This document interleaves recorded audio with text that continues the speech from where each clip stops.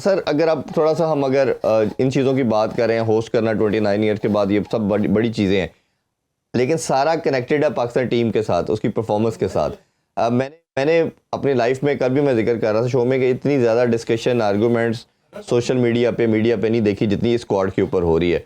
आल दो हमेशा मैं कहता हूँ कि 11-12 तो फिक्स होते हैं, 2-3 के ऊपर ही हमेशा वही आते हैं पैराशूट के थ्रू।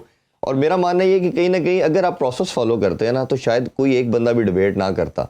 लेट्स सपोज फ़हीम को अगर रखना था, उस्मान ने आना था, किसी और लड़के को भी अगर हम बात करें, सऊद ने भी आना था, तो अगर आप उसको प्लान में रखते, अपने 15 के स्क्वाड में पहले 4-5 मंथ से कैरी कर रहे होते ना, तो आज कोई भी बात ना करता। और इरफान खान न्याजी भी सोचता होगा मैंने ऐसा क्या गलत कर दिया, मैं बाहर हो गया। अब्दुल्ला शफीक भी सोचता होगा कि मेरी एक सीरीज़ मेरे गले पड़ गई। तो आपका इस पर क्या ओपिनियन है कि ये प्रोसेस क्यों नहीं फॉलो किया गया? और ये हमेशा से पाकिस्तान की हिस्ट्री रही है वैसे, ये एक इंसिडेंट। इसमें लगता है कि जो कम्युनिकेशन है ना, ये एक साइंस है चीज़ों को। अब ये तो नहीं कह सकते कि मीडिया डिपार्टमेंट या समी बनी जो है वो रोज़ एक बयान जारी करें कि नहीं इस तरह वो फलाने ने ये बात की है, ये इस तरह है, जितने मुंह उतनी बातें। लेकिन एक चीज़ है इसमें जो हमारे इस वक्त सुरखील हैं, जो चेयरमैन ऑफ सिलेक्टर्स भी आप कह सकते हैं, जो वाइब्रेंट भी हैं, तजर्बा भी है, मुकाम भी है, वो है आकिब जावेद। इनको सारे जो आपकी तरह के जो सीनियर भी हैं और जो सीनियर नहीं भी हैं, जर्नलिस्ट और एंकर्स, उनको बैठा के उनसे डायलॉग करना चाहिए। उन्हें बताना चाहिए कि मैंने फ़हीम को इसलिए रखा है, मैंने खुशदिल को इसलिए रखा है, मैंने फलां को, वो he should be the most knowledgeable person. एक मर्तबा करें, एक मरतबा करें ताकि सबकी तसल्ली हो जाए। गलत करे चाहे, अब साफ चुपते भी नहीं, सामने आते भी। मैं यही तो कह रहा हूँ, प्रेस रिलीज के थ्रू बताया जाता है, अब तो सामने कोई नहीं आता है। जैसे इंडिया ने किया, उनका चीफ सेलेक्टर बैठा है, साथ कप्तान बैठा है, और उन्होंने प्रेस कॉन्फ्रेंस करके अजय गारकर ने और रोहित शर्मा ने बताया जी ये 15 का स्क्वाड है। बम्बारमेंट हुई है क्वेश्चन की, बिल्कुल होती है। और ये अच्छा, वैसे प्रेस कॉन्फ्रेंस में ज्यादा हक में नहीं होकर रोज की जाए। प्रेस कॉन्फ्रेंस का मतलब ये है कि आप अपने आप को बेइज्जत करने के लिए एक ऐसे मजमे के सामने पेश कर लें जिसने आपको तहस नहस कर देना। लेकिन जब you are man for the job तो फिर आपको खुले बंदों अपनी सारी बातें एक मतलब बता देनी चाहिए। जब आप टीम अनाउंस करें तो बता दें। प्रेस कॉन्फ्रेंस यहाँ पर तो ऐसे चेयरमैन है, 2-2 प्रेस कॉन्फ्रेंस एक दिन में करते रहे। पब्लिसिटी इतनी को पसंद थी, उतने वो पसंद फरमाते थे। अब यहाँ इनको छुपना नहीं चाहिए। और वो क्वालिफाइड आदमी, अल्फाज का उनके पास चुनाव बिल्कुल ठीक होता है।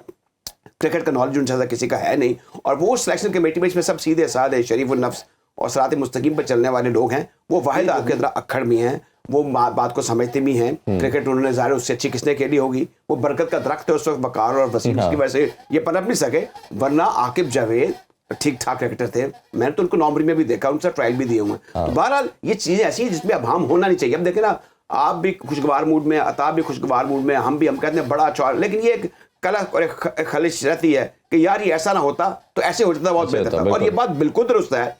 और ये वसीम ने भी किया। वसीम का बयान आ गया कि मेरे बारे में ये बात कर दी कि मैंने ऐसे नहीं, मैंने ऐसे कहा। बात वो करके वो बात किसी हद तक ठीक थी कि अगर आप एक जो ऑलराउंडर हैं, जिनका नाम मैं बार बार नहीं लेना चाहता, फ़हीम अशरफ का, उन पर दबाव आएगा बिला वजह, उनको खिला भी दें। मेरे ख्याल ट्रायल सीरीज में एक मौका दे दें और ने कहा भाई कोई तुम अगला मैच भी खेलोगे, लेट हिम। अगर आपने करी ली है बात तो लिव ऑन इट, उस पर लिव अप करें। दूसरी जो इंपॉर्टेंट चीज़ है, हमारी जो बुनियादें हैं ना क्रिकेट की, आप पिछले 92 के वर्ल्ड कप के बाद हम सही संत में नहीं गए। हमें ना तो कोई ढंग का चेयरमैन मिला, ना हमें कोई ढंग का लीडर मिला। अब ये जो आप बात कर रहे थे ना कि चेयरमैन साहब ने खाना खाया, अताब बड़ा अप्रिशिएट कर रहे हो, राइटली।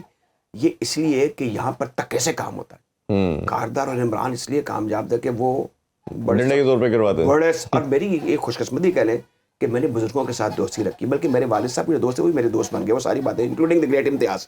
तो कहने का मतलब ये है कि हमें माजी को जरूर देखना चाहिए, हमें आगे बढ़ना चाहिए। और ये जो स्टेडियम बन गया है, स्टेट ऑफ द आर्ट बन गया है, बाकी सारे उनको रिवैम्प करना चाहिए। मैंने इंडिया के सारे स्टेडियम देखे हैं, हमसे बदतर थे, हॉस्पिटैलिटी हमसे बहुत बुरी थी, लेकिन उन्होंने वक्त गुजरने के साथ साथ जंप लिया है। क्योंकि वो हिंदू पैसे इकट्ठे करते हैं। अब देखा अभी वो पैसा करते हैं, हमारे पास पैसा बड़ा है, वो पैसे की बात मान जाना चाहिए। महाजन जो है उसने बैंकिंग की कॉइन की थी, तो पैसा तो बनाते हैं, वो कहते हैं ना इमारत भी बनाते हैं, जहां से जहां तक चले जाइए इमारत बनाते चले जाइए। ये हमारा भी कॉल होना चाहिए। नहीं हमने किया, और उसमें हम उसमें मेरा ख्याल आप गामजन भी हो चुके हैं। अता भाई, जिस तरह इन्होंने भी बात बड़ी डिटेल में की, राजा भाई ने भी, कि अब ओबियसली आकिब जावेद के पास सारा कंट्रोल है। वो चीफ सेलेक्टर नाम तो नहीं दिया गया, बट समहाउ हमें पता है कि वही सेलेक्टर भी हैं और इसी तरह कोच भी हैं।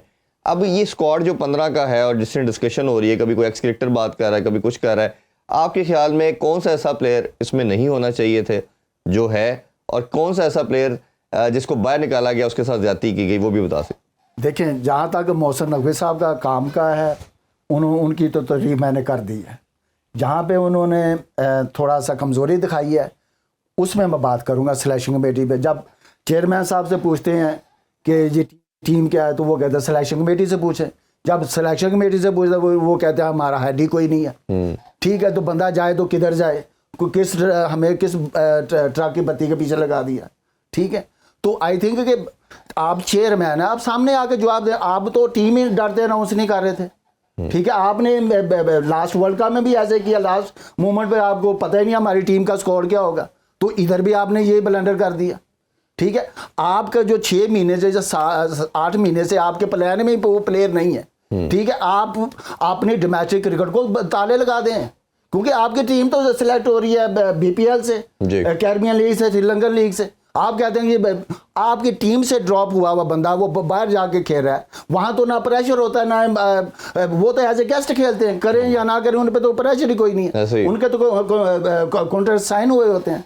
तो आपने तो ब्लेंडर ये कर दिया कि वहां से जो फ़हीम अशरफ को लेकर, खुशदिल को लेकर आए, जिनके 10-10 15-15 की एवरेज है, मैं सारी परफॉर्मेंस गिनाने लगूँ तो लोग तो हैरान हो गए, उनको तो पहले ही पता है। अब देखेंगे वसीम अकरम साहब भी किस तरह जवाब दे रहे हैं, क्या कह रहे हैं सिलेक्शन कमेटी पे।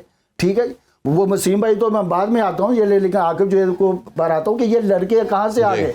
ये लड़के तो आप में यही टीम, अगर आप देखें, आप जब टीम किसी टूर्नामेंट के लिए जाते हैं तो उसके लिए पहले तैयारी करते हैं जी। ठीक है, आप 6 महीने या साल आप मिसालें आप देते हैं, इंडिया की, इंग्लैंड की देते हैं, ऑस्ट्रेलिया की देते हैं, तो जी उन्होंने ऐसे प्लान किया था, इस तरह टीम बिल्ड की। तो मसाले देने से तो आपका तो काम तो वही है जी, बातें आप करते हैं, आपके तो कोलो फेल में तजाद है। आप लोगों आपने तो अपनी टीम को सही सिलेक्ट नहीं किया। 6 महीने तो आपके ख्याल में कौन सा प्लेयर था जिसका होना चाहिए था और जाती की गई, वो नहीं हुआ? मैं वही बात पे आ रहा हूँ कि जनाब आपने 6 ऑस्ट्रेलिया में आप जीते। ठीक है, आकुजे साहब आए, उन्होंने, मेरे कोलीग हैं, वो बात अलग है, लेकिन जब जो आपने डिसीजन है, मैं उस पर बात कर रहा हूँ जी, जो आप उनकी परफॉर्मेंस है। तो ऑस्ट्रेलिया में आप जीते, साउथ अफ्रीका में आपने वाइट वॉश किया, तो यही टीम आपकी यहाँ खेलती तो ज़्यादा बेहतर नहीं थी। आपका एक प्लेयर अनफिट हुआ है, एक प्लेयर, और आपने 4 प्लेयर बीच में ये ना कल रिजवान से भी क्वेश्चन किया गया प्रेस कॉन्फ्रेंस में कि आपके ये लड़कों ने आपको विक्ट्री दिलवाई और आपने कुछ प्लेयरों को चेंज कर दिया, तो उसने फिर आगे से उसका पॉइंट ऑफ व्यू ये था कि हम होर्सेस कोर्सेज चल रहे हैं, किसी जगह पे हमें फास्ट बॉलर चाहिए थे तो हमने वो डाले, इधर हमारी कॉम्बिनेशन की रिक्वायरमेंट ये थी। तो अगेन ये है उनकी अप्रोच है। ऊपर से आपने देखें, मामूल हक, अब्दुल्ला शफीक आपके प्लान में थे। ठीक है, आपके टीम के साथ उनको रखा हुआ है आपने, तो आपका तो ओपनर सिर्फ उनको उनमें एक जो प्लेस करनी थी आपने, तो आपकी टीम यही खेलती तो आपका एक कॉम्बिनेशन बना हुआ था, वो आपने सारा तितर बितर कर दिया। ठीक है, उसकी वजह से आपकी टीम भी पूरी डिस्टर्ब होगी।